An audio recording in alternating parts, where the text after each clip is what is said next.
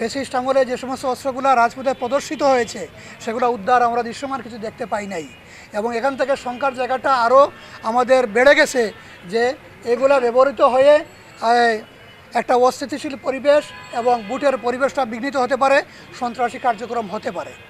আমাদেরকে বরাবরই ওনারা আশ্বস্ত করেন যে আমরা এই ব্যাপারে পদক্ষেপ নিচ্ছি, কিছুটা উদ্ধার হয়েছে, বাকিটা উদ্ধার হয়ে যাবে। এই ধরনের বিষয়গুলোই আমরা আশ্বস্ত হই ওনাদের কাছ থেকে শুনে। কিন্তু যেটা যে দৃশ্যমান নেই এটা তো প্রমাণ আপনারাও আছেন, জানতে পারছেন। আমরা এটা দৃশ্যমান এটা উদ্ধার কার্যক্রম দেখতে চাই। আর এখন যেহেতু বাটে আমাদের দেশপ্রেমিক সেনাবাহিনীর সদস্যরা আছেন, বিজিবির সদস্যরা রয়েছেন, র্যাব সদস্যরা আছেন, পুলিশ সদস্যরা আছেন, আনসার সদস্যরা আছেন, এই যে যৌথ বাহিনী একটা বিশাল বিষয় কিন্তু। এবং আমরা এই বাহিনীর অপারেশন ইতিপূর্বে আমরা দেখেছি, 2007 সালে দেখেছি, মানুষ তটস্থ ছিল।